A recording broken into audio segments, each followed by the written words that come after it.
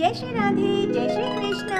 भक्तजनों, आइए आरंभ करते हैं धारी देवी माँ की आगे की कथा। माँ का धड़ बहता हुआ रुद्रप्रयाग के काली मठ तक पहुँचा। वहाँ उन्हें माँ मैठानी के नाम से पूजा गया। इस प्रकार माँ का स्वरूप दो स्थानों में स्थापित हुआ। माना जाता है इन दोनों स्थानों की शक्ति अत्यंत प्रभावशाली है। धारी देवी को गढ़वाल की संरक्षिका भी कहा जाता है। स्थानीय लोगों का विश्वास है कि माँ धारी देवी आज भी चारों धामों की रक्षा करती है और बिना उनकी अनुमति के कोई भी विपत्ति वहां प्रवेश नहीं कर सकती। यह कथा एक बहन की करुणा और पीड़ा की कहानी नहीं, बल्कि ये इस बात का प्रमाण है कि दिव्य शक्तियों को कोई नष्ट नहीं कर सकता।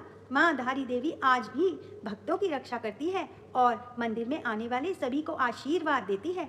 आप ये जानकर हैरान रह जाएंगे कि उत्तराखंड की दिव्य संरक्षिका माँ धारी देवी केवल एक ही स्वरूप में नहीं रहती, वह अपने भक्तों को दिन के अलग अलग समय पर 3 अलग अलग रूप में दर्शन देती है। सुबह की किरणें जब अलकनंदा के जल पर पड़ती है तब वह एक बालिका के रूप में दर्शन देती है।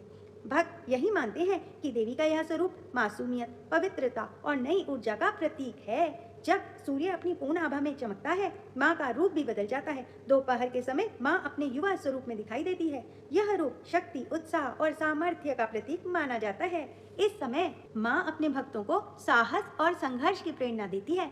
युवती का यह रूप इस बात का संकेत है कि कठिन समय का सामना करने के लिए हमें अपने भीतर शक्ति को पहचानना चाहिए। और सूर्य अस्त होते समय जब मंदिर में दीपों की रोशनी जगमगाने लगती है, उसी समय माँ धारी देवी अपना तीसरा स्वरूप धारण करती है। यह रूप वृद्धा स्वरूप है। यह ज्ञान, ममता और अनुभव का प्रतीक है। शाम को जब श्रद्धालु दर्शन करते हैं तब उन्हें ऐसा लगता है मानो कोई बुजुर्ग माँ अपनी संतान पर स्नेह भरी दृष्टि डाल रही हो। यह अद्भुत परंपरा केवल विश्वास नहीं बल्कि आस्था का ऐसा चमत्कार है जो हर आने वाले भक्त को अपनी ओर आकर्षित करता है। कहा जाता है इन तीनों रूपों के दर्शन करना जीवन के तीनों पड़ावों को समझना है।